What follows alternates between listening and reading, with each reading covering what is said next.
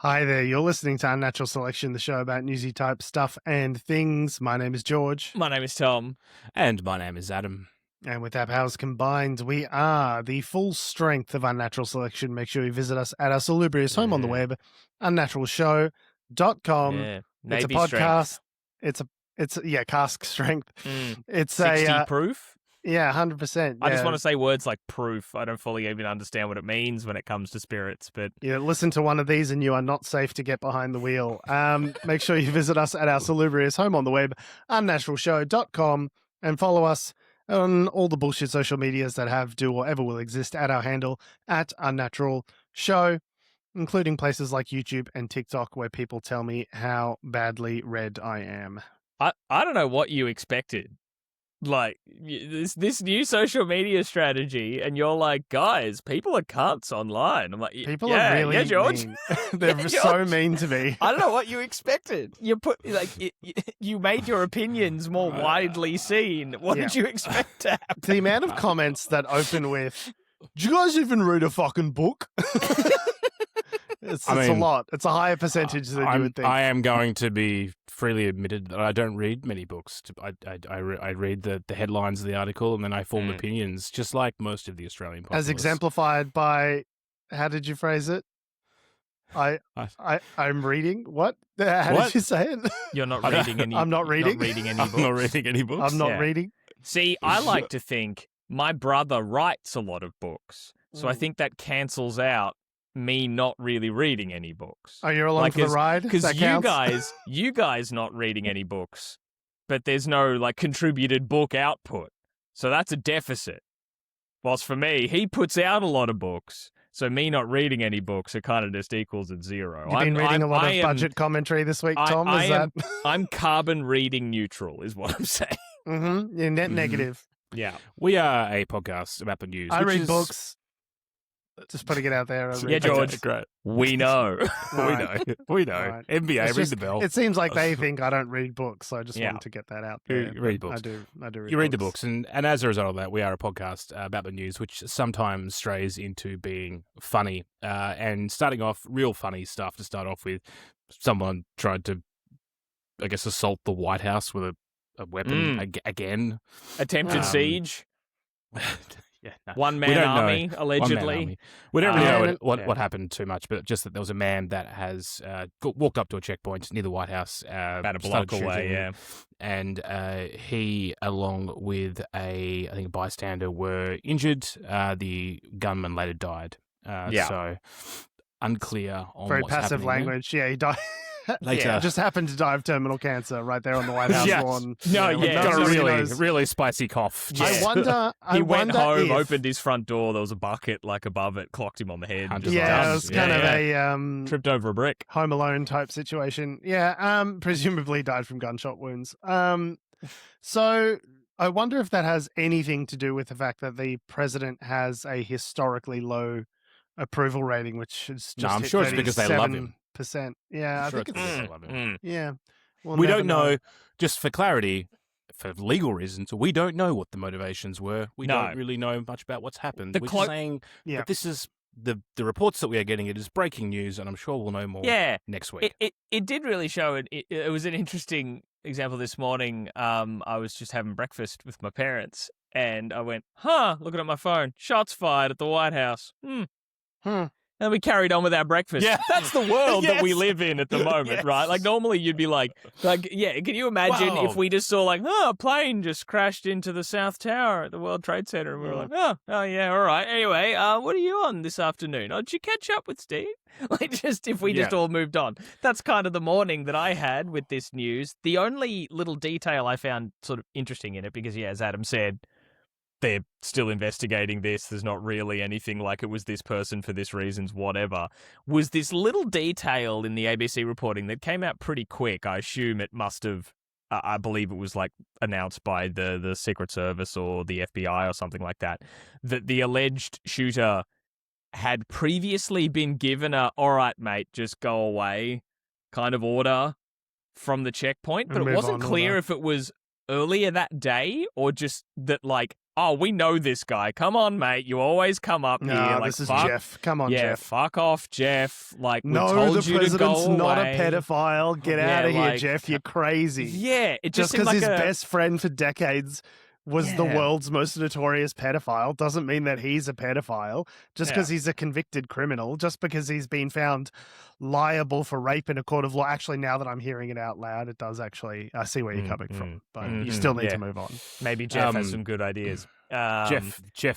Jeff is a crazy person, but he did get his timing right in the sense that the president was in the White House. He didn't attend. He's meant to be attending his son's wedding, but he's very busy, guys. That's right. Did you guys see his I'll comment see if about I can make that? it or not. Maybe I can make it. Maybe I can. I'm pretty busy with the Hormuz and the whatnots. The best thing he said in all that was like, Don Jr.'s, I've known him a long time.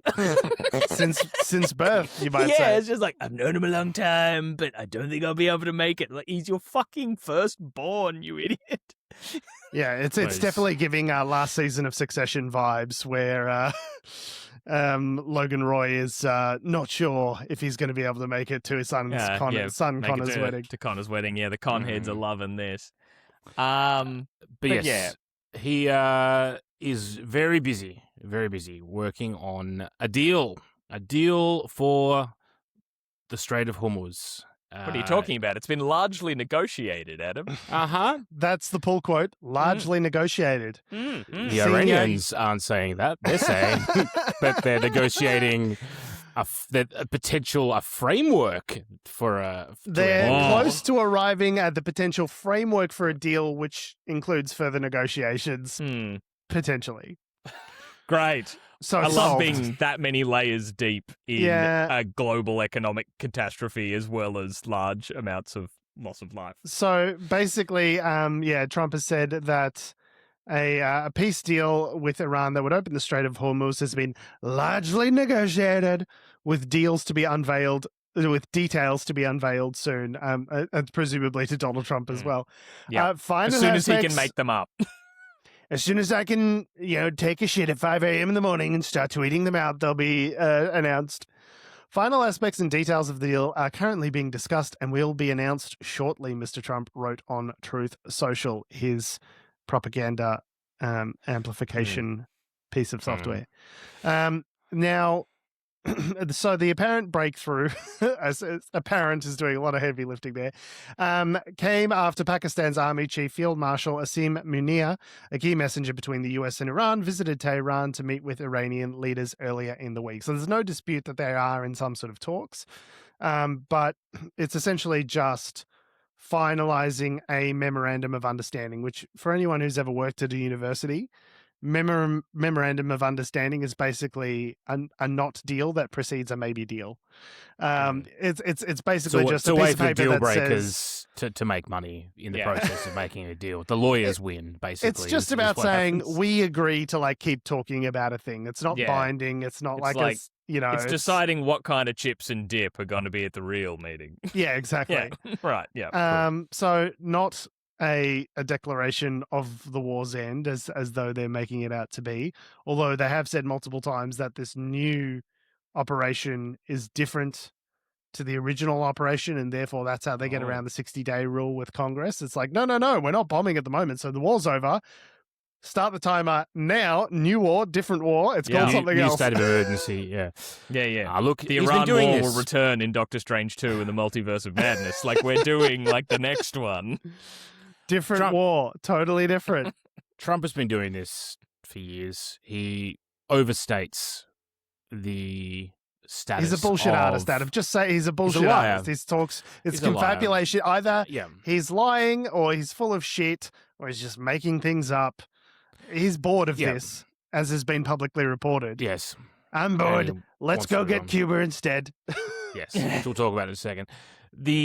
So he's overstating the negotiations. There are negotiations happening. What's happening in those? Iran is saying that it's nowhere near what Trump is ascertaining. I believe the pull quote was, quote, inconsistent with reality. It's lovely. I love it. Anyway, But, whether, is this out of the deal putting pressure on the other people to publicly shift, the focus and the world's attention to be like, well, it's the Iranians that are negotiating in bad faith. We almost had a deal. So you could argue that this is like strategic, but insofar as Donald probably Trump not. has strategic thoughts, which is just like, I'm going to say we've got a deal, and then maybe a deal will happen. It's the secret. You just manifest it into manifesting existence. it. You manifest it. I put it on my vision board up on the White House wall. No nukes. Donald Trump has a giant cock. Everything's fantastic. My approval's at 95%. Everybody loves me again. Everything's all good. I've just sidebar. I've just been watching We Crashed after about the WeWork fiasco. Anyway, they say the word manifest and manifested. They talk about manifesting their own reality a lot. Well, they nearly manifested themselves into $1 billion IPO, and then everyone looked at the documents and was like, "Hey, this company's nothing. This isn't anything. What are you talking about? This is nonsense." So, it's for these hucksters, for these, these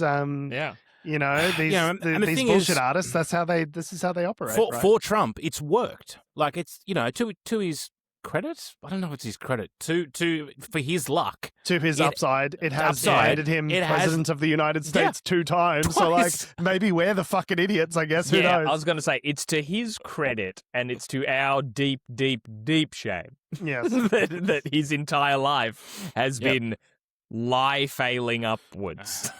And this would, if this was a boardroom negotiation, that tactic's pretty smart. Right, it shifts investor confidence. The optics of it in the media play very well to. It's how your Elon side. Musk became the world's richest man. Was just inflating investor expectations. To the moon. It's just geopolitics about a war. Like at the end of the day, the Iranians don't give a shit what the optics are. Yeah. It's just habit at this stage rather than any strategy. And for anyone who's saying that Donald Trump is somehow playing 4D chess here, you're a bro can't even play wishful. 2D checkers. Foreign Ministry spokesperson Esmail Baghai told Iran's official news agency the draft was a framework agreement, adding, "We want this to include the main issues required for ending the imposed war and other issues of essential importance to us. Then, over a reasonable time span between 30 to 60 days, details are discussed and ultimately a final agreement is reached. Our focus at this stage is on ending the war on all fronts, including Lebanon, Israel." Adding that lifting sanctions on Tehran has explicitly been included in the text and remains our fixed position. So he's getting ahead of Donald Trump doing the thing that he does where a deal is reached and then he goes, "Nah, that wasn't in it." He's going, up front, I'm telling you that lifting sanctions is part of this for us. That is non-negotiable. I'm going on the record. So if these hostilities are concluded and if the Strait of Hormuz is then again safe to travel, and all of the mines are cleared and the US blockade ends, we're still looking at a time frame of multiple months before the situation in the region with regard to exporting of oil through the strait looks anything like what it did in January of this year. Yeah. Right? Best case scenario. Yeah. Yeah, he's really fucked the year. At minimum. Yeah, you've ruined Christmas, quite literally. So yeah, I mean, I expect this will fall apart and we'll be in the same position we were. I don't know, now. It's not going to change. I think it's just a matter of finding a way for Trump to just like back away like Homer Simpson into so many hedges without losing too much face. That's all he wants at this stage is like, well, we don't want them to have a nuclear program. We need the dust. We're going to get the dust, the nuclear dust, and like, have traversal of the Strait of Hormuz, like all of which were things that were the existing situation prior to the invasion of Iran. Like the goal of the war is to undo the consequences that unjustly starting the war caused. You know what I mean? Like, so to the idea that the It's America sticking has yourself into a achieved- hole and going, well, if I guess we get out of the hole, it's a win. Like, yeah, exactly. yeah. Yeah. Boy, is this hole deep. If only there was a way out of this hole, that would be a real win for us. It's like, you started this. No one made you do any of you this. dug Well, the hole. you know, Netanyahu obviously talked you into it, but it's like, no, there was no need. You are no closer to any of the things that you say you want now than you were before all of this started. It's been an unmitigated fuckfest failure from start to finish. Meanwhile, And now he's just getting bored of it, so he just wants to be able to peace out and walk away to their next. Let's focus our bullshit, colonialist, expansionist efforts on much smaller countries who can't put up a fight. That's where we really excel as the American military, is just really beating the shit out of South American dictatorships. That's where we're strongest. Hemisphere of influence. Yada. So I guess when he was saying hemisphere of influence, he meant like the northern hemisphere. Like we were thinking the western hemisphere, but he was just chopping the globe into top and bottom. Maybe, I don't know. Is Cuba technically the southern hemisphere? Is it is it near the equator? Where is Cuba? No, it's like 90 miles off the coast of the United States. So I would say it's definitely northern hemisphere. Northern hemisphere, yeah. Okay. Yeah. But well position where the equator is. I thought. Yeah. I'm not the geography sidebar. guy in a trivia night, so don't trust me on that. Geometry. Just a sidebar as well on the whole Lebanese situation. It's a shit show. The whole thing's horrible. Yeah, it's bad. The Israelis. I watched to your point, Tom, about how I only consume media about deeply upsetting things, reading upsetting books and watching upsetting documentaries. And then he's like, why am I upset? Why am I sad all the time? Why am I anxious? What's going on? Why do I feel bad constantly? If only there was something I could do about this. Yeah, I know. I watched a 2-hour documentary about Bibi Netanyahu's corruption called the Bibi Files. Was it 2 hours like for us, or was it the 2 hours of you at like 2.4 times speed? I watched it at 1x speed. It was a film. I have respect for films. Okay. Right, okay. It was a film. Bibi Netanyahu, real piece of shit. I know. That's the very quick. That's and the this is all summary. Stuff before the war as well. Yeah, this is just his corruption in terms of like, the deals he was making and getting with billionaires, sending in pallets of champagne. And he goes, I don't recall big pallets of champagne being in my house. It's like, well, they sent you like several cases of it, and you don't remember like getting bags full of cigars from your billionaire mates. So he's like, no, I don't remember that. You'd have to like ask my wife about that. And the wife's like, yeah, we have champagne. Like, we like, I don't know a lot. Of course we do. Like, we work so fucking hard. We deserve a little tasty treat from the billionaires. It's like, this is so obvious fucking corruption. Hundreds of thousands of dollars. I don't know a lot about Netanyahu's wife, but what little I do know is that she is terrifying. And will explode at anyone. Yeah. like I've only heard just recordings of her losing her shit at people. That is all I know about her, and I would not want to be on the receiving end of Mrs. Netanyahu. Well, according to those familiar with the matter, Bibi's pretty afraid of her as well, and not to put too fine a point on it, but it reminds me of certain unpleasant family dynamics growing up. So seeing her interviewed, she's not a nice lady. Anyway, but basically the thrust of it is this outrunning these corruption scandals is why Bibi Netanyahu tried to do his judicial reforms, which, people in Israel spent 32 solid weeks protesting, and then was part of the reason that the attention was diverted from the security sort of situation, which enabled the October 7th attacks to occur is the contention that the film is making, and which leads us to the current day. Like, he's basically just keeps starting wars because it keeps making him more and more popular. It keeps him in office and keeps him outrunning. It kicks the can out of the road. Keeps kicking the can down the road. He's just escaping these criminal corruption investigations by continuing to be the prime minister and launching wars against Lebanon and Iran and whoever the fuck else. The point that I was trying to get to by raising that was that, I mean, there's a lot of things happening. The Israelis are bombing lots of things and killing lots of people, but including UN peacekeepers that are in the region as well. Yeah, cool and normal. The what is starting to happen, though, there are reports that the Hezbollah drone campaign is increasing. I guess, I don't know what, I guess they're looking at what's happening in Ukraine. And there are situations where now some Israeli units are starting to get,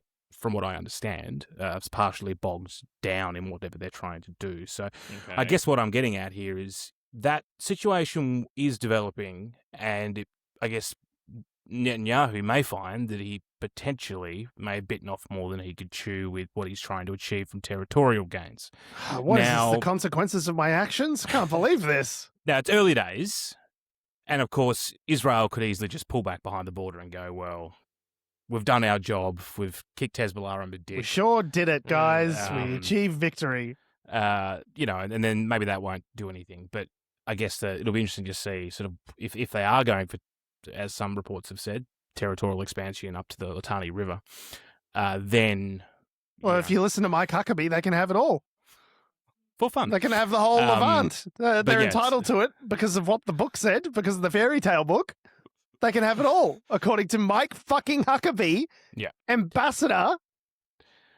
So, anyway, point being is Israel may be getting itself in too deep as well. Now, speaking of getting in too deep, Tulsi Gabbard was a former Democratic senator or House of or congressman. I think she was a congressperson. I'll check. Yeah, a politician for the Democrats. Switched sides, then became. I think she ran for the Republican nomination, didn't she? From memory? No, I don't think she ran. She was a Democrat more or less until the moment that she joined the Trump administration. Didn't she run? She was always like controversial because she said like some very chummy things about Assad and like went and visited him and was like, Syria's great, guys. And everyone's like, oh, that guy's doing like war crimes. Maybe he's not. Did Tulsi Gabbard she can run for president? She might have run on the Democratic side, not as a Republican though. Yeah, she ran for the 2020 Democratic primaries. Yeah, right. Yeah, and did poorly. Yeah, but being a former Democrat, she can add another former to her list of titles because she's now the former Director of National Intelligence, having resigned from Donald Trump's administration. Yeah, so she previously served as the representative for Hawaii's 2nd Congressional District. Yeah, so she was never a senator. Yeah, and she got big into the the Rogan sphere. Like Joe Rogan had her on a bunch of times, and he was like, I just like how she's so plain speaking. I just like how she just tells it like it is, and she's against foreign wars, and she's against this and against that. Biden critic. She really didn't like what everything that Biden was doing, basically. And she had a very,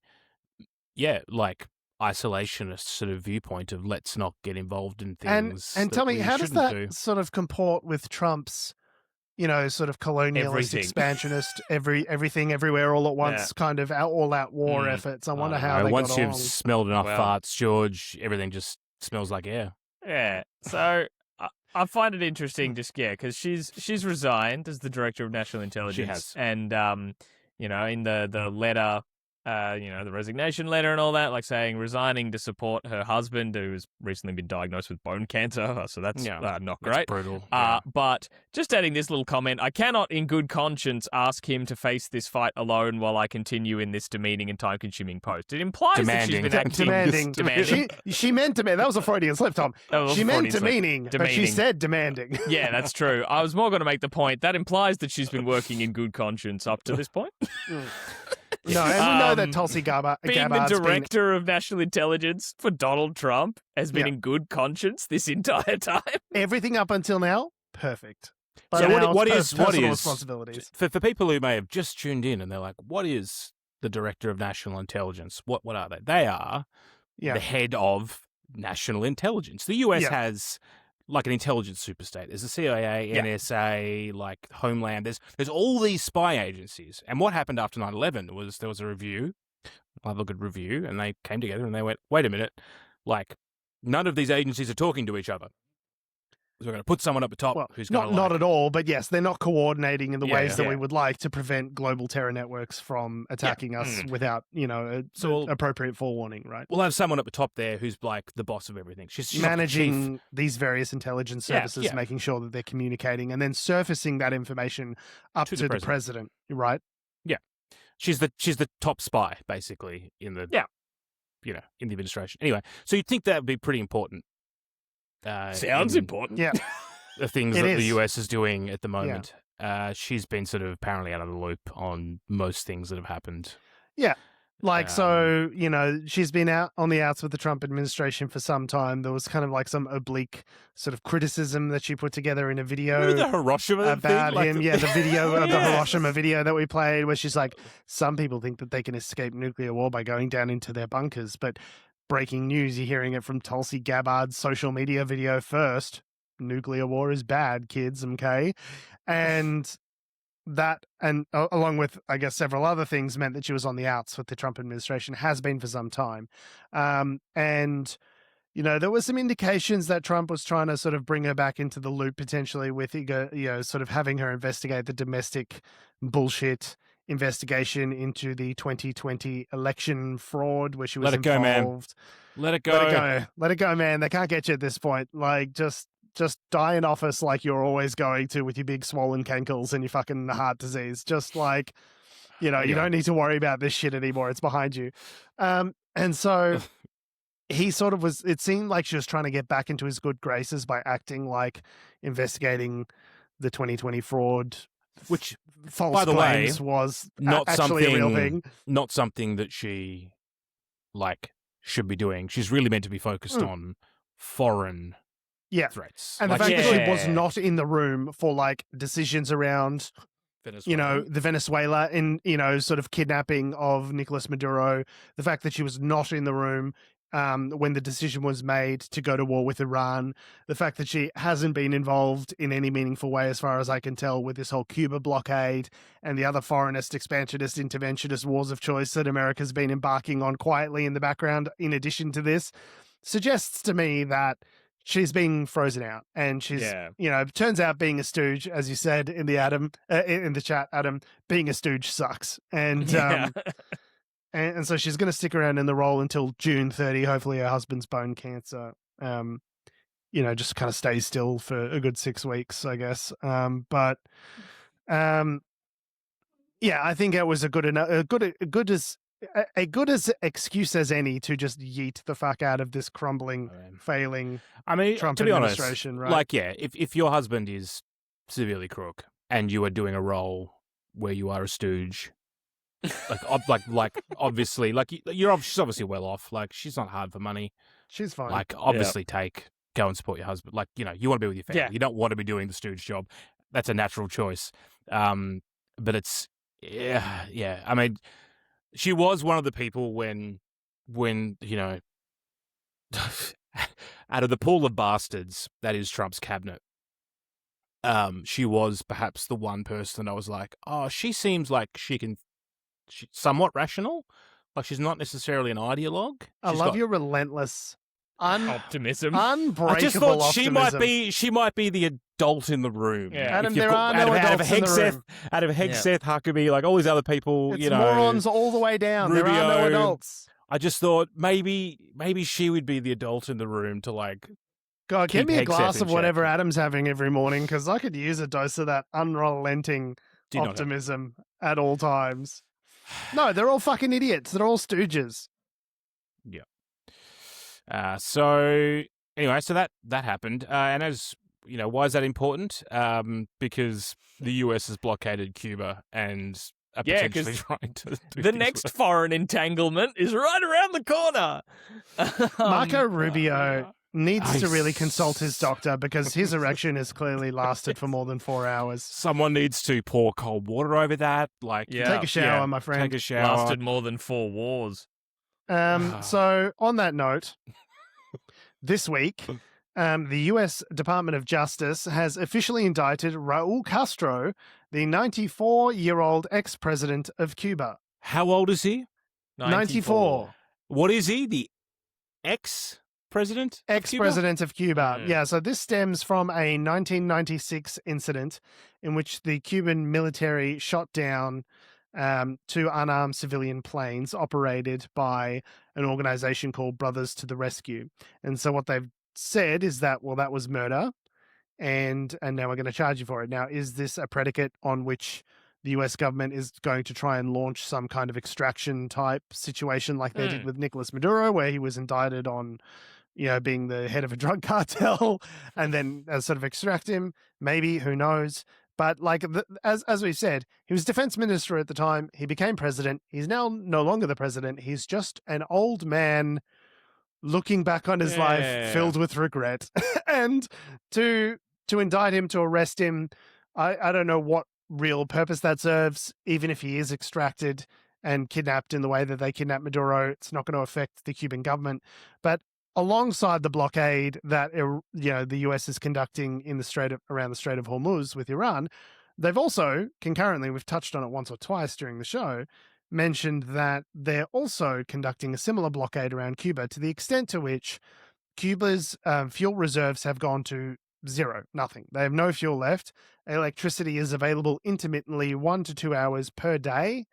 And, it's for people to charge their phones, and, it's ground the Cuban economy to like an absolute halt. It's what a blockade's for, right? Yeah. Hospitals, surgeries, people are dying because they do not have access to power in any meaningful way. And presumably the idea of what they're doing is to completely blockade Cuba in order to overthrow the communist regime, which has been a thorn. Well, okay. To overthrow the revolutionary dictatorship in Cuba, however you want to characterize it, that has been there since whatever it was, 52, I think was when it was first launched, right? So there's been a whole long-running thing with Cuba. Marco Rubio himself is a Cuban American. I think this actually puts into a little bit more context as to why they overthrew Venezuela. Yeah, because they were the primary supplier. Venezuela was the primary supplier of petrol to Cuba. So clearly that was a shaping operation. Right. Yeah. Was setting the stage for being able to further isolate Cuba, right? And what's interesting, Cuba's been the apple of the sort of Cuban American sort of resistance expat eye for 60 years, 80 years at this point. Look up the Bay of Pigs, like it's a whole thing. Yeah, Cuban missile crisis, and they were supported by the Soviet Union for a long time, and when the Soviet Union collapsed in 89 or 91 or whenever it was, 89, I think.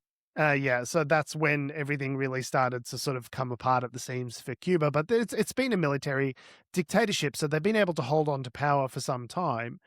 But clearly the United States is manufacturing a situation where they want to cause operation. Unrest and overthrow the government, right? That's clearly their objective.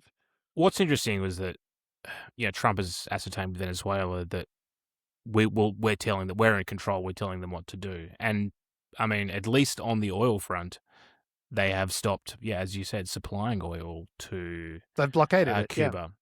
Yeah. Well, I mean, it was a political decision. I can't remember the president's name in Venezuela, but she decided that they Tulsi Rodriguez. So they weren't going to. They stopped. So, and then obviously Mexico and other suppliers that they have been scared out of it bullied by threats of sanctions. So, I mean, again, Cuba's been sort of under this system of government now for decades and decades and decades. Like, you take out the leader, what are you going to do? Just go in and there's no. I don't understand what they're for the purposes of what? Like what's the advantage to the American people? They don't pose a threat. Then it's not like the Cuban Missile Crisis in 63 or whatever Cuban it was. terrorists where they had missiles trained on the United States. They go, well, it's a security threat. They love tequila and they 90 love miles cigars. Away, why do we care? Yeah, like Cuba's economy is like a fraction of one state of the American economy by comparison. There were talks, there was a potential opening up of Cuba under the Obama administration. The idea was that they were going to have sort of resumption of normal relations and encourage sort of commerce and trade. And then obviously the Obama administration, the Trump administration got in 2016 and put the kibosh on all of that. So I really don't understand, like, other than Trump maybe wanting to set up a bunch of beachfront, sort of get a bunch of Cuban expat Miami investors to start setting up beachfront property and resorts in Cuba. Like, I really don't understand what the possible advantage is for the Americans in doing this. Like, it's not. There is an historical element to it, which is linked in the article that we'll link. So a link of a link. where apparently, there are successive administrations have tried to like buy or annex the island. Like it's not a new thing, like as far back as the Yeah, but like, why 1700s, have the 1800s. Americans got such a hard on? Is it just because I it's don't like know. socialists that are nearby and they're like, oh, it's squeaky. I don't like it that they're so close to me. I don't know. It seems like just a waste of. I mean, maybe it's again a distraction. It's just another thing that they can. It's a look over here while something else is happening in the background. Rubio this week, himself a Cuban American expat, commemorated Cuba's 1902 Independence Day by delivering the following message to the Cuban people in Spanish. And I want to tell you that we in the US are offering to help you not only to alleviate the current crisis, but also to build a better future. Now, the current crisis that he's referring to is the blockade, which his government is perpetuating at his insistence. Has started and are in control of. Yeah. Great.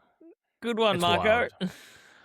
Yeah, and look, it goes back to this again, the revised Monroe Doctrine, foreign policy thing. The Donroe Doctrine. Donroe Doctrine. They just it's there's this focus where they just want to dominate the region, and to what end? I guess money. I don't know. It all is fairly crazy. Speaking of crazy, though, Trump's just like basically, I don't know, made himself like exempt from any potential tax audits. Yeah, it's just financially untouchable. Yeah. For past tax years. It is funny that the largest corruption scandal in American history is fifth on the rundown today. Like it just gives you an indication of how fucked everything is in this world at the moment. So the US Department of Justice, obviously run by Todd Blanche, who is Trump's former personal attorney, right? He's the acting Attorney General since Pam Bondi got yeeted unceremoniously. The US Department of Justice has announced that this week's unprecedented settlement of President Donald Trump's lawsuit over the leaking of his tax returns blocks the IRS from reviewing tax filings that Trump, his family, and his businesses made in the past. Yeah. So what Trump did was Trump, the person, sued the IRS because someone had leaked his tax return details during the first Trump administration, I believe it was. Or was it? You heard me crack my neck there. I did. Yeah, that's terrifying. Yeah. Ow. It's getting serious. So someone leaked Trump's tax returns. I think it was either during his first term or after his first term in the interregnum between, sort of Trump's first and second terms, where some old guy was in charge. I forget his name. And Old Man River. It's old man Biden. Hey, Jack, I'm going to stop fascism, Jack. No, I'm serious. So it was either during Trump's first term or during the Biden term that someone leaked Trump's his tax returns and a number of other tax returns. That man was charged and convicted and is currently serving a prison term for having done that. It's obviously not legal to do, despite the fact that it's kind of been a commonly understood thing that presidents volunteer their tax returns when running for office. It's kind of been a thing since Nixon for like corruption reasons that you give that information. Trump. Yeah, not Trump. Anyway, so he sued over that and sued the IRS. And because he controls the US Justice Department, which is defending the claim, he also controls what he can direct them to do in response to that. So he initially threatened to sue the IRS for $10 billion over leaks. The judge was seemingly about to throw the case out.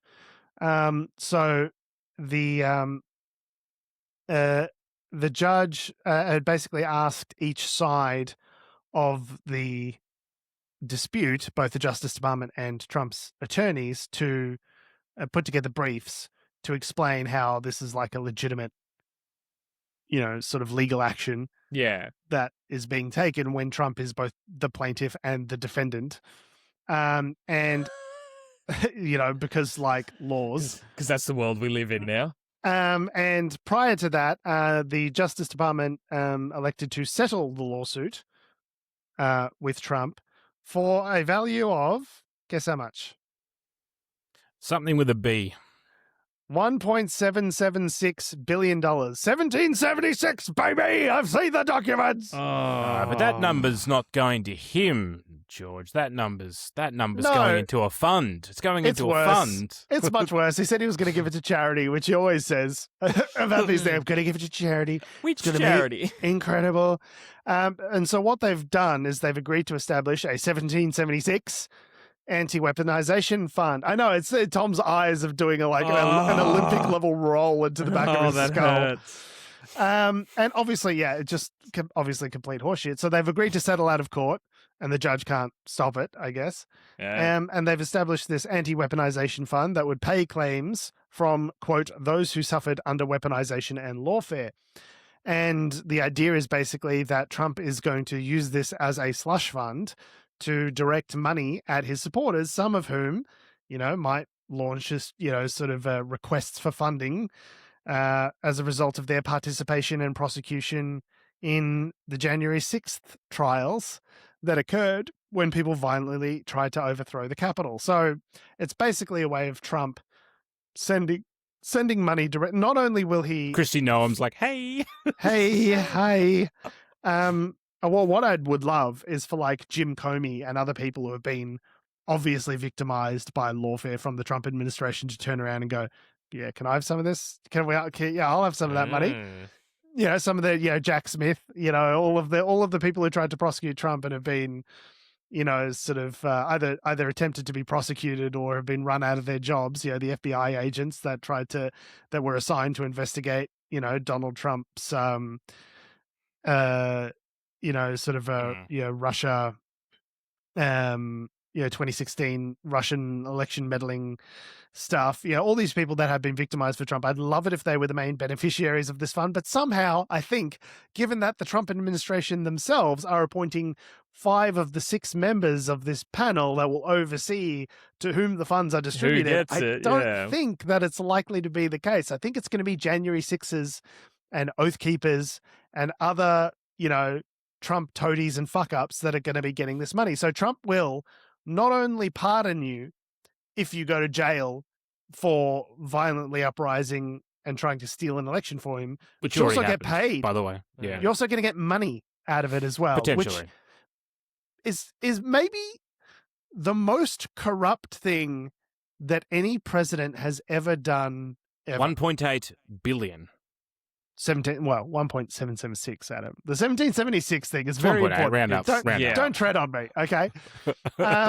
It's the whole thing is farcical. It's like beyond venal and corrupt. It's like I know I'm the guy that keeps talking about what was that president's name? The peanut farmer, Jimmy Carter.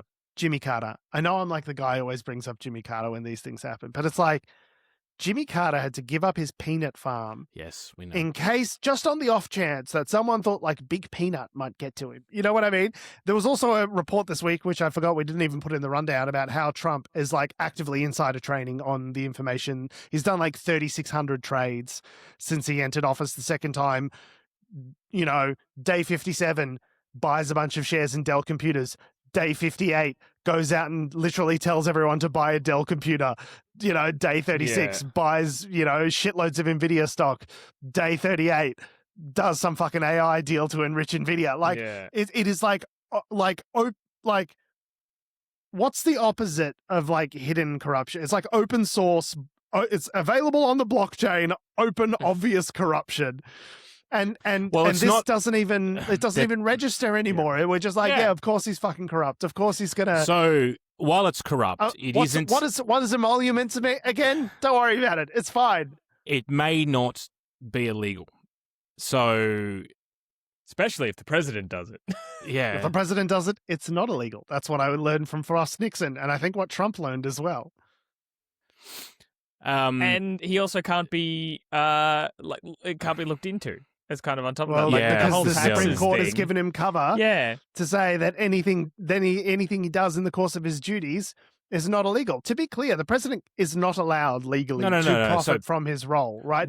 Emolument is a legal term referring to compensation, profit, or gain derived from employment or services or holding an office. There is an emoluments clause in the Constitution that specifically says you cannot profit from your place in office. It's explicitly illegal according to the founding document.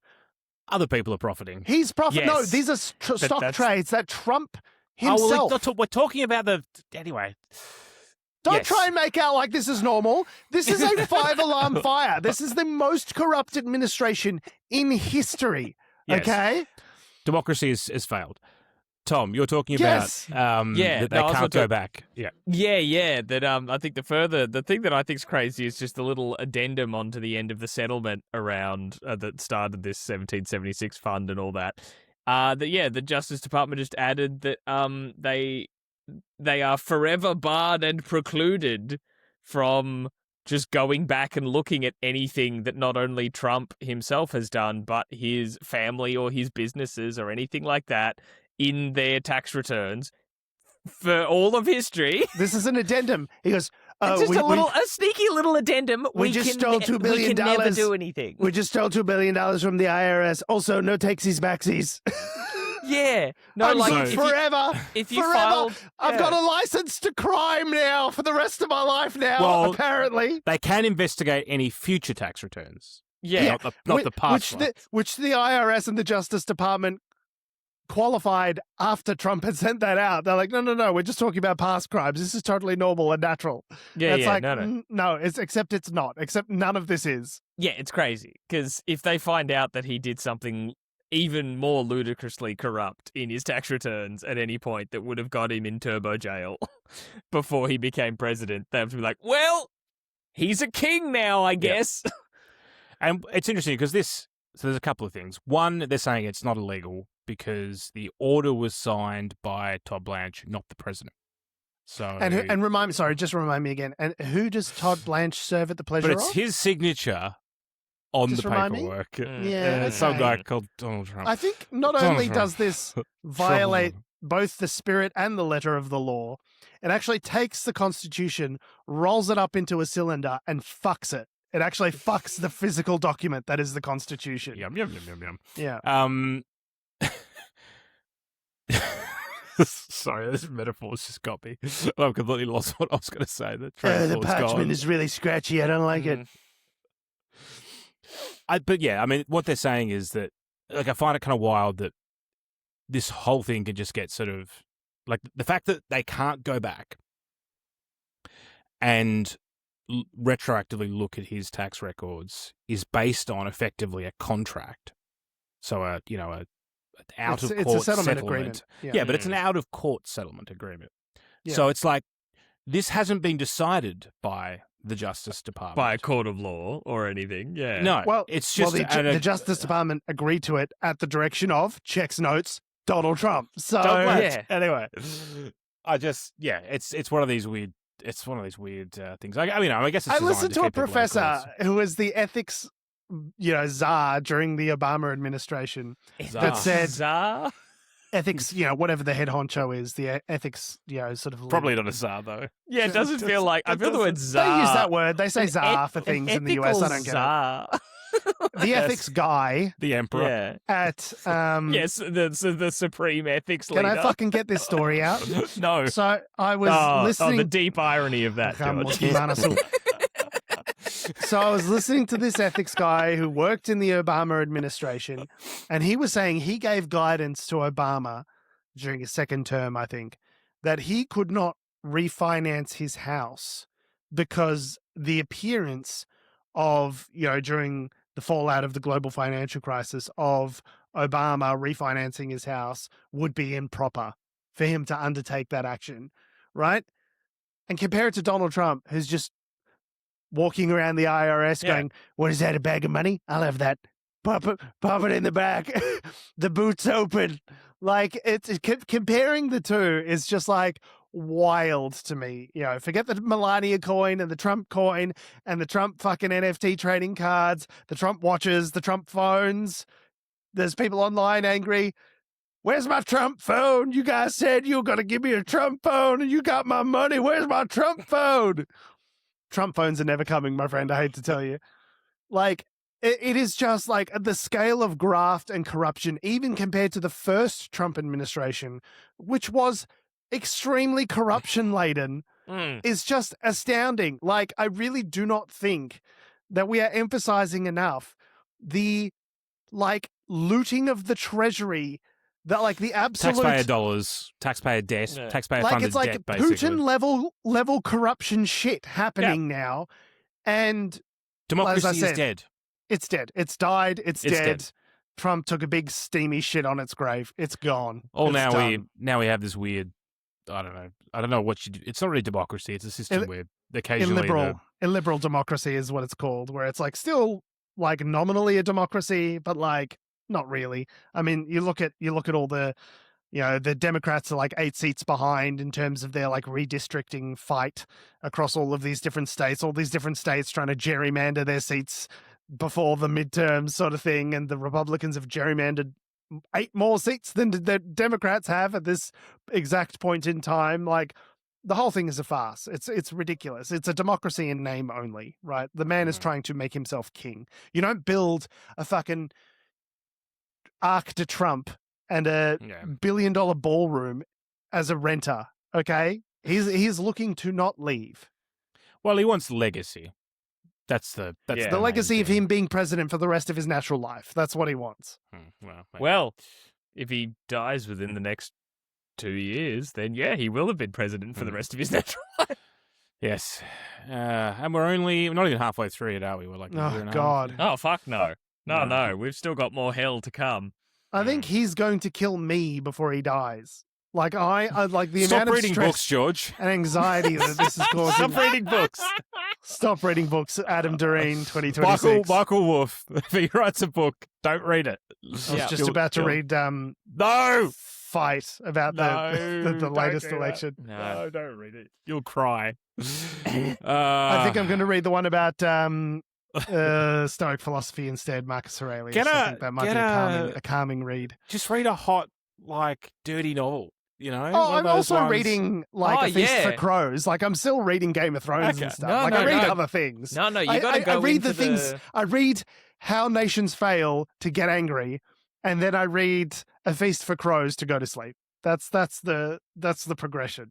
No, is there a lot of sex in A Feast for Crows? Yeah, you need to go in. Yeah. You need to go into the really horny, romantasy genre. That's what I was getting at. That's what I was getting at. You need some serious the animated paperback. Yeah. Yeah, the Rebecca Yarros horny, sort of Outlander type novels. Yes. I can't. No, it's not my thing. Do it. At I meant even more filthily horny. We're talking man falls in love with unicorn kind of stuff. Oh, that's really horny. Yeah, the really depraved stuff. Yeah. Speaking of depraved, the budget. Incredible. The budget. Crazy work, Adam. The fallout from last week's depraved socialist, communist Jim Chalmers' budget. Communist Manifesto. Yes. As the Daily Telegraph called it, yeah. Has continued. It's become quite clear that people don't really understand what's actually being proposed. Yes, including the reporters on the Today Show. You guys saw that clip of that reporter asking, but hang on, people are going to lose their negative gearing rights. And she's in 12 months, right? In 12 months, no one can negatively gear. They're like, no, actually, that's not the case. No, did you read it? Did you look at the policy before you got on air and started talking about it? You fucking idiot. You did not. Yeah. So we spoke about last week that basically the budget doesn't really do anything in the short term for anyone's cost of living, or does actually materially change anyone's. Well, Michelle Bullock gave him a good scolding before it came out, being like, "Don't you help people too much, or I'm going to whack them with interest rate rises." Yeah. So and there are reasons for that, right? It's not like they're disregarding people. They don't want to kick inflation or ruin the budget. Because I wonder if the war in Iran has more to do with inflation than our domestic demand circumstances. Don't worry I about don't it. know. No, it's all Maybe Labor's it's the fact fault. that oil is now a scarce commodity and 20% of the supply of it has been choked off because of communism, one fucking George. idiot on Pennsylvania Avenue. Communism. Labor's spending too much domestically in Victoria. I'm like, right. And the once-in-a-generation global oil shock also might have something to do with it, right? It has been interesting. Yeah, I mean, they've copped it from this budget doesn't repair the deficit enough. this budget is a communist wealth redistribution. How can it be tax and spend and also not improve people's lives and not improve the deficit enough? You got to pick two of those three things. Depending on right? the commentator, right? Like it's a variety of commentators. So anyway, the Labor ministers, the Labor folk have gone out and started to try and sell it now. So they are out there. Labor asked for a $10 donation from its members this week to try and sell this budget. And to be fair, according to their internal polling, from what I've heard, based on what was looked at before announcing these things, they kind of thought it would be pretty popular. But yeah, to your point, Adam, it doesn't address any of the immediate material circumstances of the cost of living crisis that people are experiencing right now. And so given that Murdoch media spin machine attacking it, and even like media organizations like the Daily Oz, who is running polls and commentary on behalf of like some housing group, even their commentary around it, which is like a very youth focused, like Instagram sort of news channel, has been, I would say, pretty heavy handed towards Jim Chalmers. Like in the wake of the spin cycle, Labor's now found themselves on the back foot and having to defend the budget, right? Even though I would agree on the merits, these are all necessary structural changes that needed to happen, right? We're heading to a situation which, not unlike The Voice, where, internal polling, the polling at the election was good. They voted in. This was one of our policies. That was what happened with The Voice. And then once the reality on the ground starts to kick into it. Once the Advance Australia propaganda cannon starts shooting, then all of a sudden people start changing their their minds. minds. I don't know about that. And, and there are people that are affected. Well, I was going to become a 10 property investor. Oh, man. Oh, shucks. I've lost my property investing fucking path to wealth. That's the key argument of the conservative movement and opponents of the changes is that, well, you too can stooge the taxpayer if it weren't for Labor. With it hurts the investor class, and we can't become investors now. No, not the investor class. Somebody think of the investor class. Oh, fuck, what are we going to do? There are a lot of particularly young men who have turned to things like crypto, day trading. Effectively, I would argue it's almost like online gambling to some extent. But they are building their wealth. I say this as someone who owns crypto. It is gambling. That's all it is. It's based on nothing. It's even less based on anything than the share market, which is also based on nothing. So there is a class of people that have sort of given up on wealth. Well, not given up, but they have found that this concept of, well, the only way to get ahead is to invest in assets, whether they be shares or crypto or whatever, other than property included. But what that means is that these changes also affect those people. So there is a younger cohort here of 20 to 30-year-olds, if not younger, that are going, well, now I have to pay extra tax on my shares that I sell. You have to pay money on the fake thing that you bought for $1 and sold for $2. You have to pay tax. Anyway. Oh, fuck, man. Can't fucking do it, man. Oh, fuck. What that means is Labor's all of a sudden their messaging and for all the media trading they did prior to the budget announcement, they're finding themselves on the back foot. And my point last week was that they are going to get ripped for this, and people are going to start switching to One Nation, and because the material circumstances of people on the ground aren't changing. And there's an interesting story here which we'll talk about some of those material circumstances. So there is housing's expensive. There is a Facebook group. I've got to find it now, the name of it. But it's called Single Mothers and Their Children. The Council of Single Mothers and Their Children. Yeah.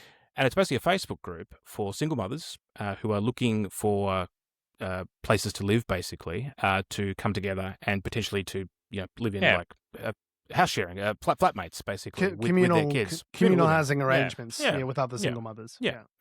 Which is, for the people that have been doing it, it's been a really positive thing.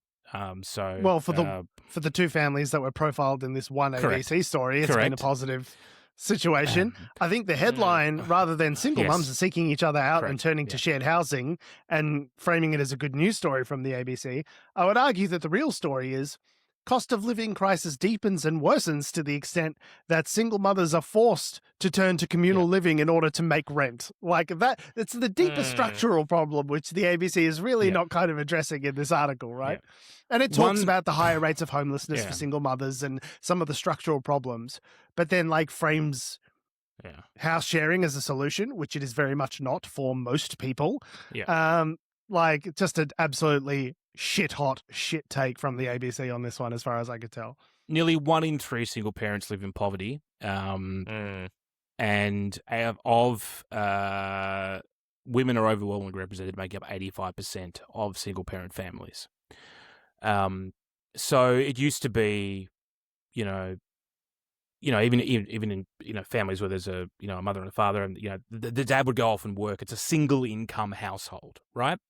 Is this concept. So owning a home or living in a home, renting in a home, it's a single income household. Now, even to get a 2-bedroom apartment, even if you're renting, is on a single income. Yeah. You can't do it. It's difficult. Yeah. It's extremely difficult. And single mothers in particular will be discriminated against. Will be in discriminated that against process. because they know, landlords know that they're a Yeah. vulnerable cohort, and then they may not be able to make rent, and so therefore they're much less likely to actually be able to get a place in the first instance, right? Yeah.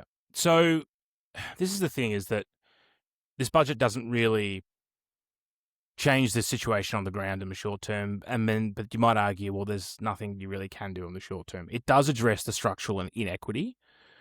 And it does change perhaps how things will work in the future, but it's not going to happen soon. But I guess my point is, and I said this last week, Labor needs to change the way they're messaging this to reframe it from a political point of view. And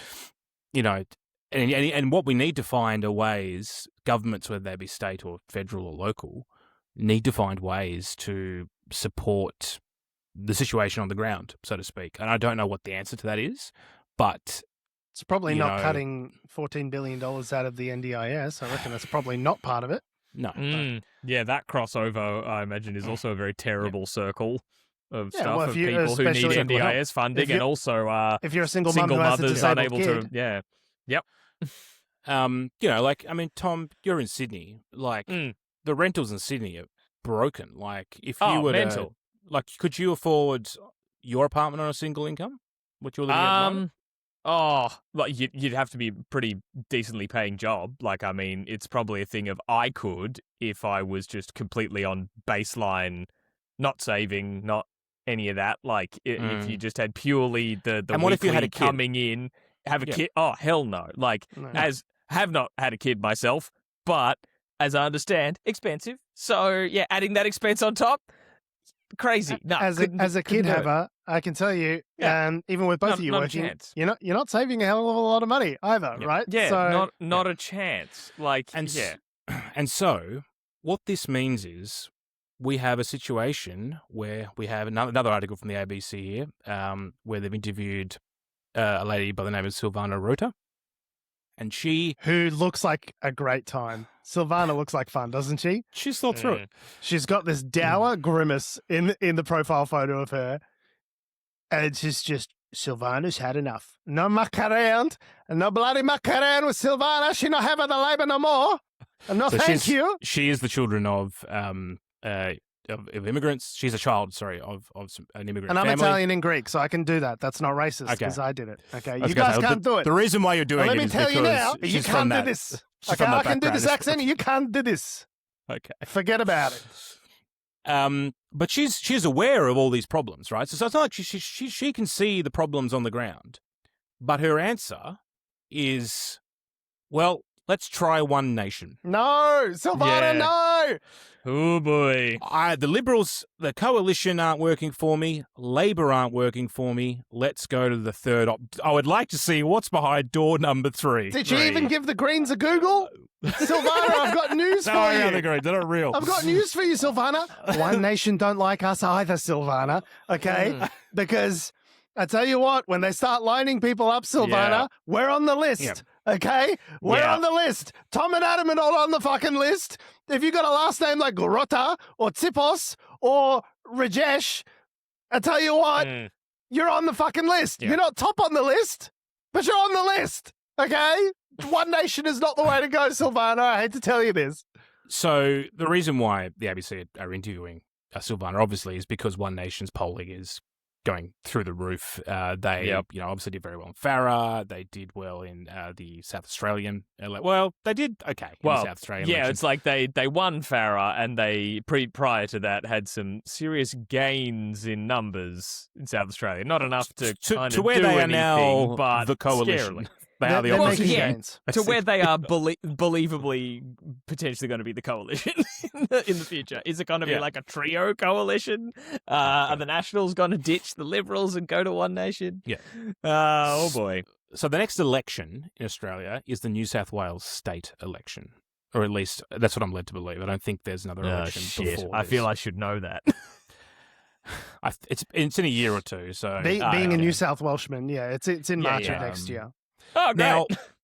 Now, because of this, One Nation, who previously, have sort of only run a couple of candidates, Mark Latham got in, and then quit or was fired or I don't know, whatever. They're trying to now, and I suspect federally as well, they will be trying to cobble together candidates in as many seats as possible, which will all be top quality. Top shelf. Candidates. It's going to be the McAllen of candidates. Only Top the shelf. best. Only the best. So the point being here is we've got a new question on the questionnaire. Have you ever mowed a SWAT sticker into your lawn? This is an important one. Have you? Yes or no? Yes or no? Have you changed your name and wanted for not showing up to court in the United Kingdom? Yeah. Are you a wanted man? Yes or no? Be honest. Anyway. Did you smear blood on someone's door in Parliament House?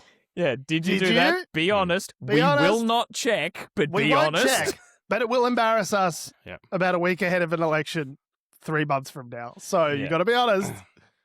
So this is all just cherry-picked news stories to prove the story that I think is prevalent, which is that this budget plays into One Nation's hands and is actually it's going to get worse for Labor.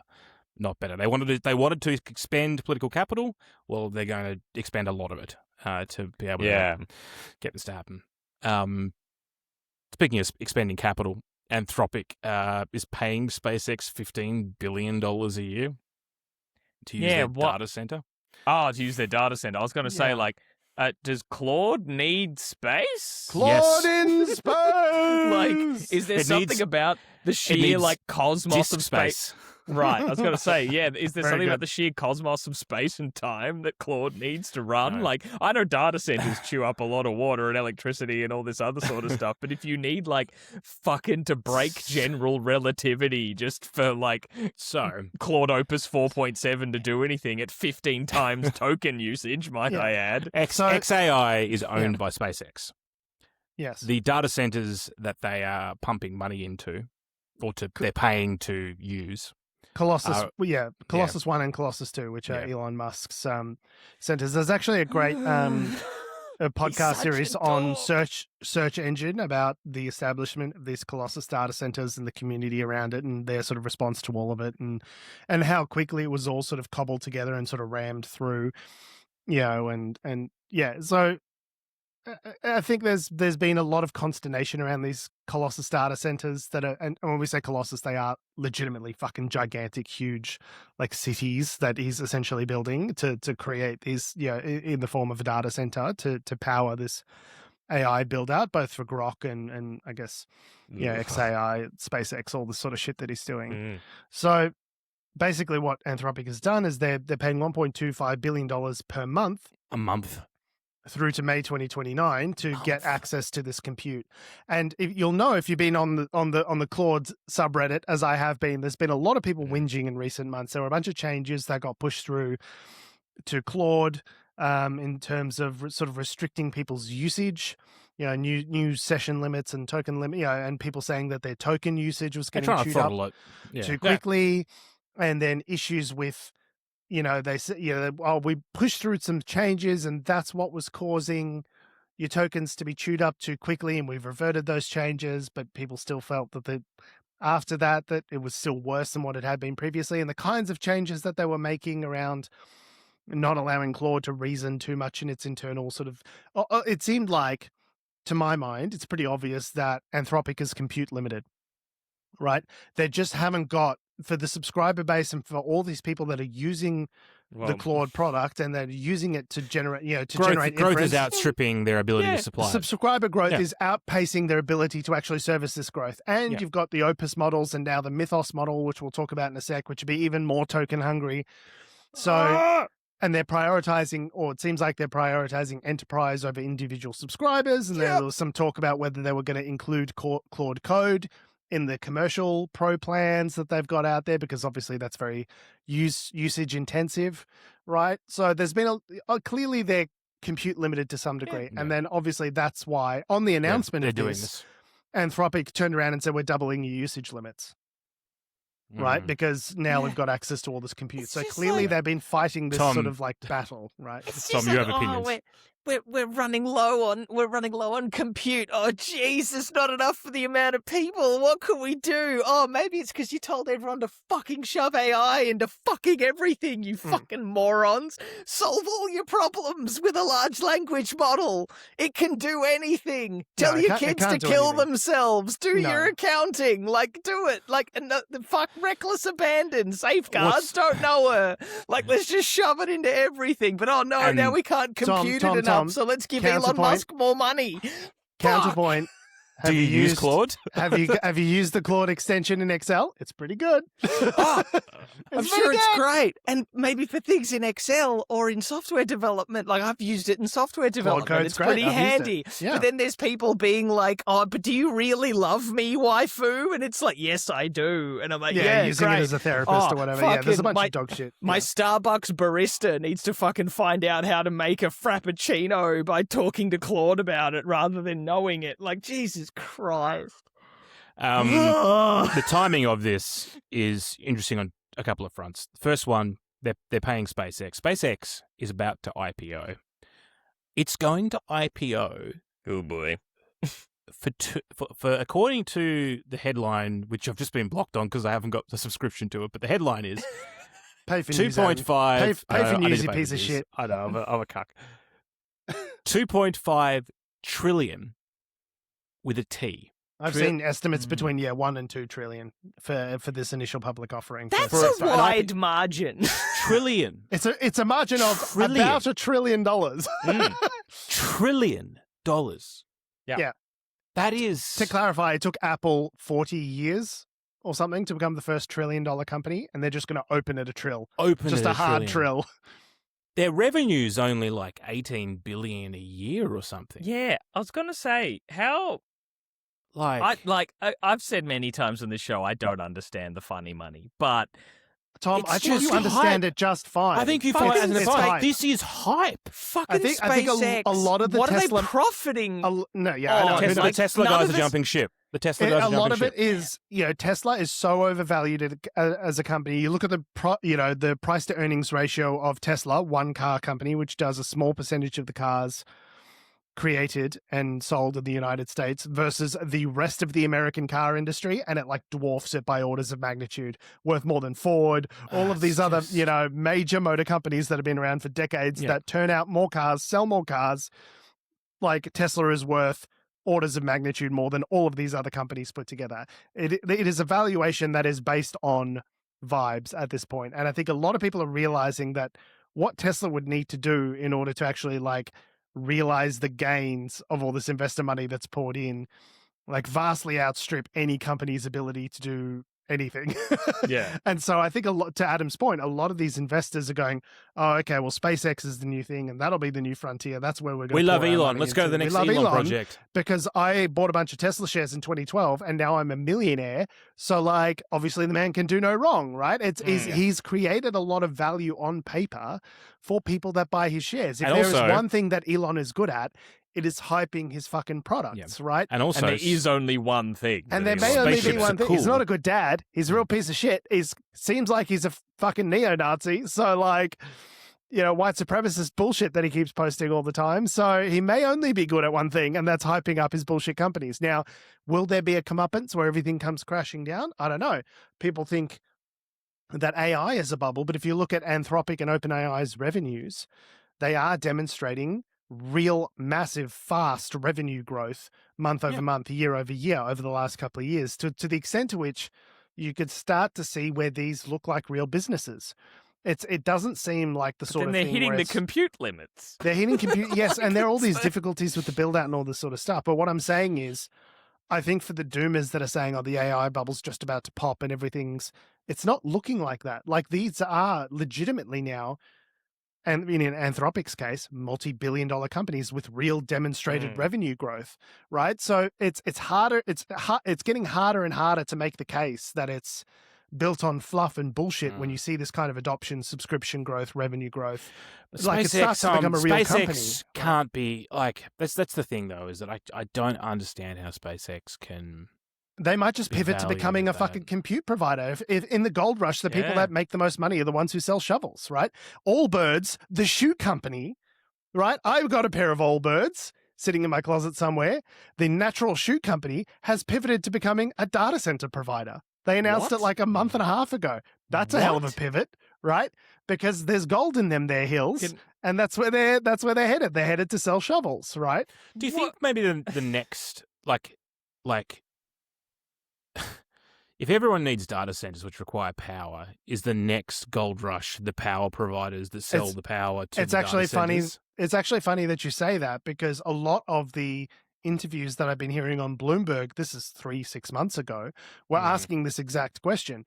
Like, what are the second and third order effects from this data center build out? Well, it's going to be power, it's going to be utilities, it's going to be infrastructure, it's going to be all of these things. Obviously, NVIDIA is the most obvious second order effect, but like second and third order effects beyond that in terms of RAM and computer chips, like there's all of these inputs that goes into power generation is absolutely a massive part of it. And there's people that are now working in like structuring particular like financial instruments and debt instruments to provide cash flow to organizations that are looking to do debt-funded data center build-out. Obviously, that becomes very dangerous if you start talking about collateralized debt obligations and securitizing debt for an asset class which is appreciating very quickly and might pop. What does that remind you of? The global financial crisis, right? So there's a lot of concern and strum and dram and consternation about all of this. Yeah. But there are people who have been thinking about this for some time now that are building out not just the physical infrastructure to support this expansion in AI, but also the financial instruments and the funding. I wonder and the if this will start pushing us towards fusion. There are people that are talking about that. Investors that are putting money into fusion energy for data center build-outs, for nuclear. Fusion would actually, honestly, fusion would solve like a lot of problems. Excuse me, I've seen Spider-Man 2, and when they build the fusion reactor, we get fucking Dr. Octopus and also the acting performance of 2004. And we get a nuke in the Hudson. I don't know. I don't think the power of the sun in the palm of my hand. Like, it'd just be dangerous as hell. The thing that, this is, again, anecdotally in the sense of, I saw a post sort of everywhere, but you're seeing them sort of frequently enough that kind of the stories are, like, trickling down of businesses finding that their AI usage is too expensive. Yes. That Uber allegedly burnt through all their AI budget in 4 months that they had budgeted for the year and all that sort of stuff. So that while fucking Anthropic scaling up with these data centers and things like that, if the businesses are suddenly realizing it costs more to use all these AI models instead of paying people for them, that you might see quite a shrink in the utility of the AIs, which is kind of what I'm hoping for, in that people sort of realize it's useful for this, but bots telling teenagers that they love them will hopefully fucking go away because it's too expensive. You can still use discrete business utilities. I agree with you, all the fucking self-therapy and waifu stuff and people using the idea of having a free OpenAI account, I think, is going to go away at some point for this exact reason. Well, surely they couldn't afford it. They just so basically, we had this, in the last decade or so with Uber. this is what venture capital does. It comes in, funds massive expansions in these tech companies. Buys up all the and to the extent that Uber was sort of funding this, it meant that, the venture capital was funding Uber, meant that they could increase their market share really rapidly. It's a strategy called blitzscaling.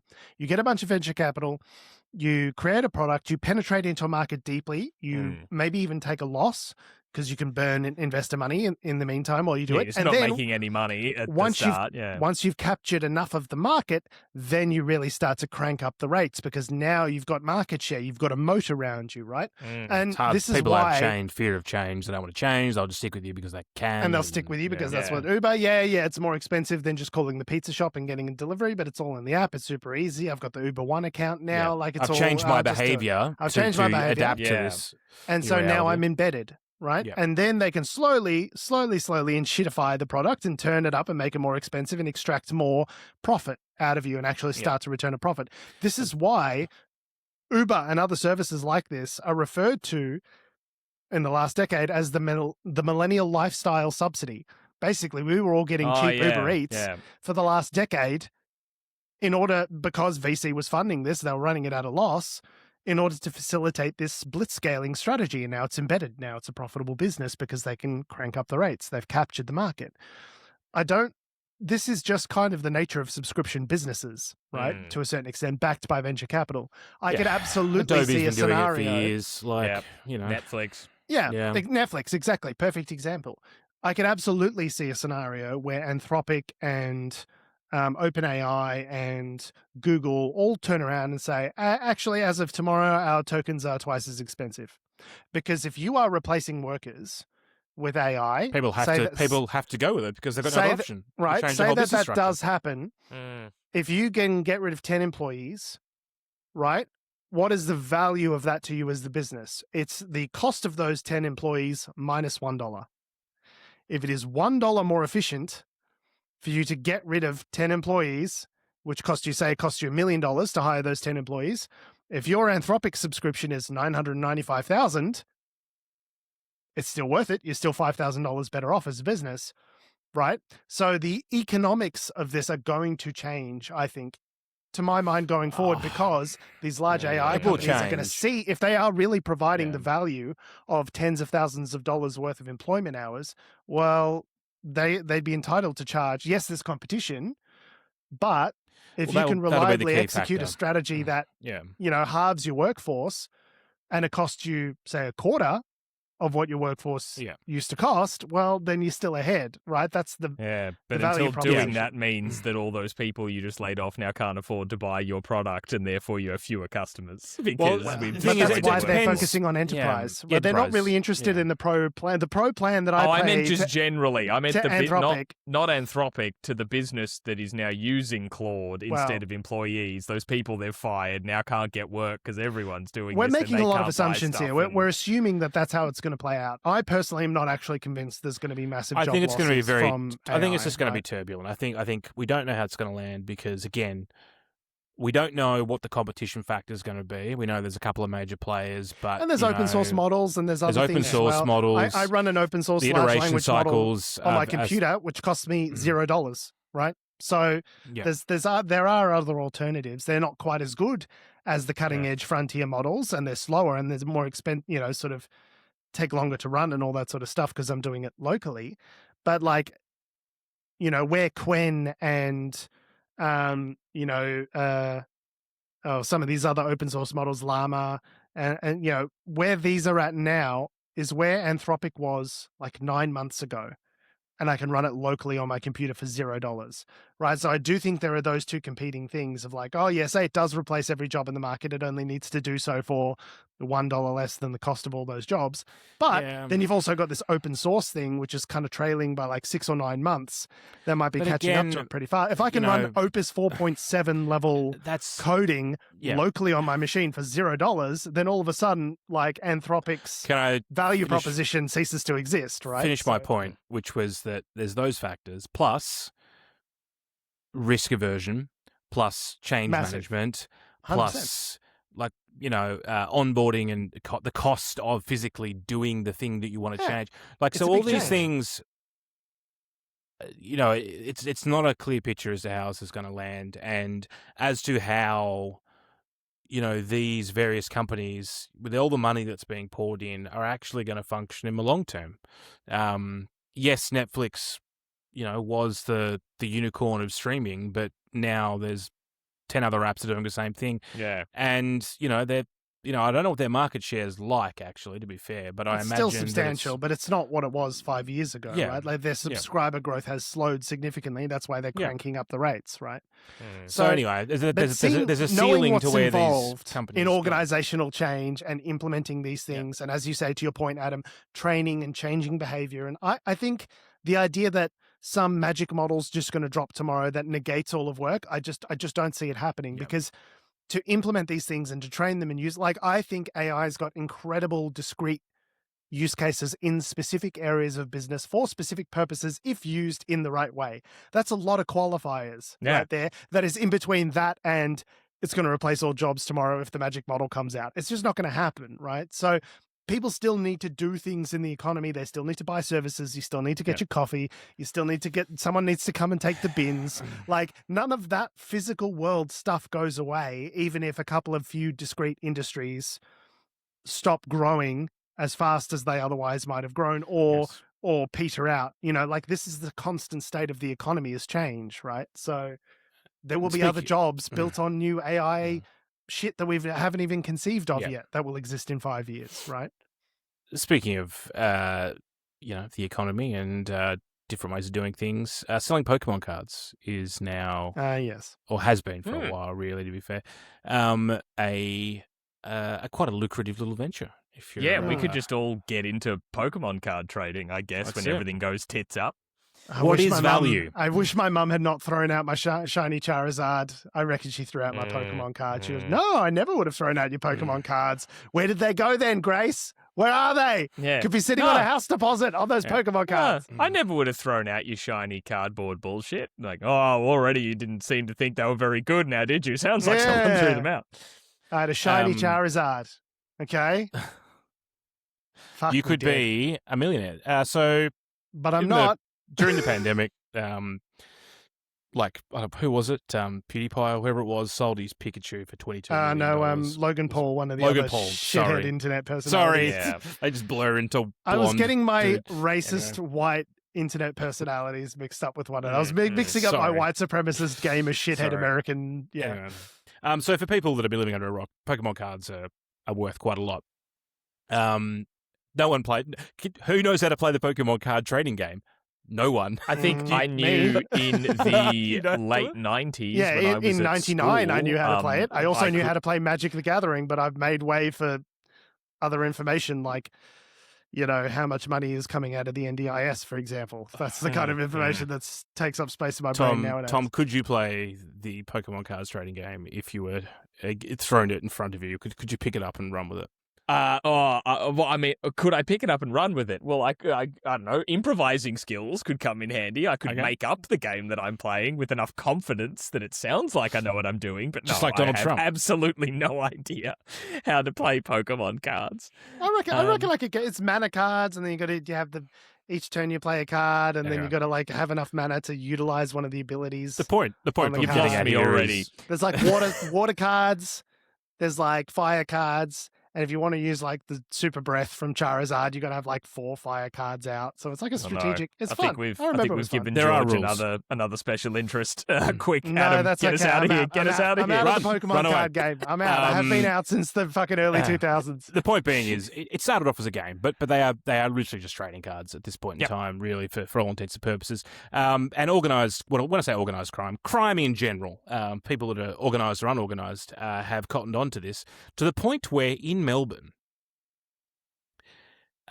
trading card-related crimes in Victoria rose from just 9 burglary, break-in and enter, or theft cases at retail stores in 2021. So in 2021, there were 9 crime-related things to Pokemon trading cards. I also remember it was quiet during 2021 for reasons that we all recall, right? But yes, go on. Really? What happened? What happened?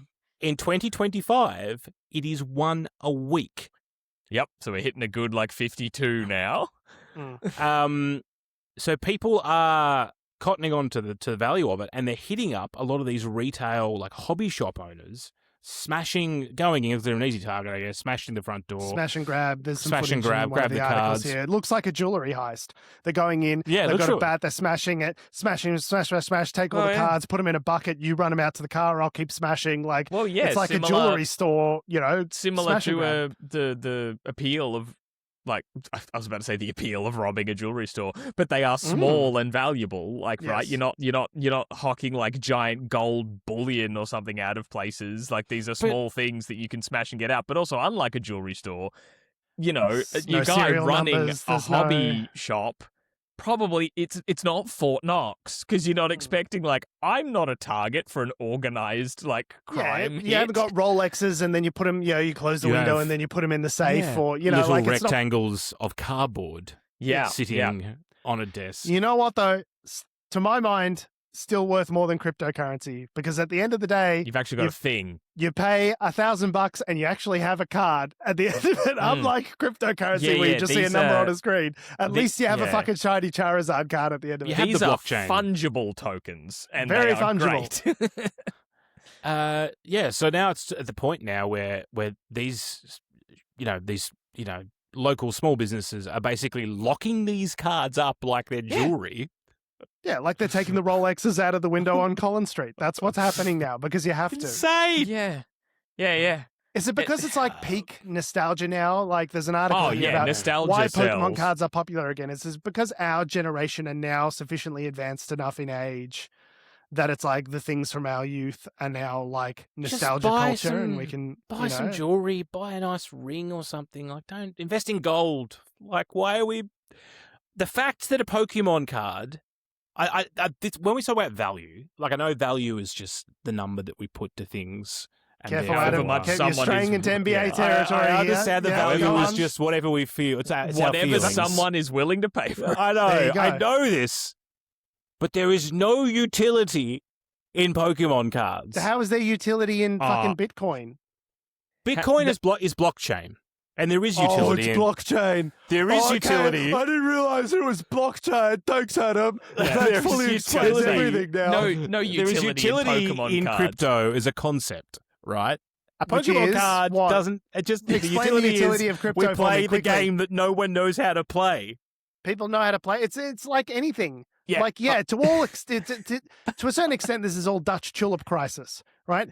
Yes. A piece of cardboard is not fundamentally worth more than a piece of a bit on a blockchain is not, like, obviously worth. But I would say that stocks or shares or an investment in a business, like, A, creates productive capacity, which is, like, good for actual people's lives, right? Good. But also, like, B, if you own a stock of Apple, like, it is a company with, like, assets and products and revenue, and, like, you're owning a small part of a real thing.